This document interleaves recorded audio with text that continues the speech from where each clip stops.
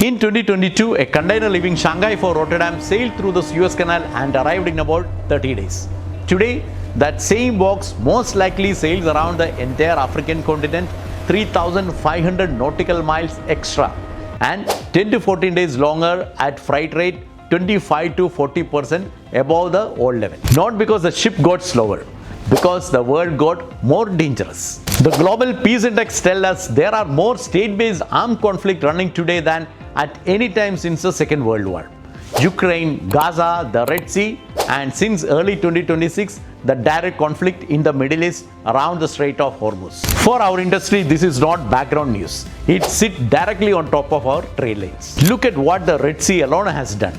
Around 30% of Asia-Europe container traffic used to pass through it.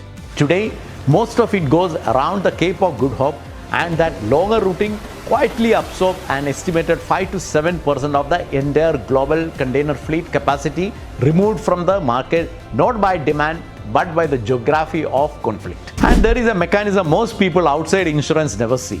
Wars do not need to sink ship to stop trade.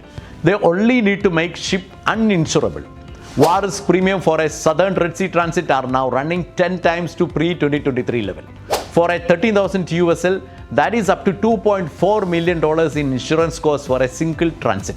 And when the Hormuz escalation peaked this year, P&A clubs simply cancelled the war risk cover and Maersk suspended the passages entirely. No insurance, no sailing. 𝐒𝐚𝐢𝐧𝐬𝐿 introduced conflict surcharge of $2,000 on a single 20-feet container. The customer paying that surcharge is doing a calculation in his head. And the answer he keeps arriving at is, why is my factory 12,000 kilometers and 2 war zones away from my customer? That is why factories are moving closer to their customers. Cheap labor on the other side of a contested ocean is no longer cheap once you add the war risk premium, the longer transit, and the inventory sitting on water and the risk of a total stoppage. Buyers are no longer planning around peace. They are planning around permanent disruption. Thank you for watching this clip. And to know the full story, watch the latest episode of Logistically Speaking on nearshoring versus friendshoring and how wars are quietly rewiring global trade.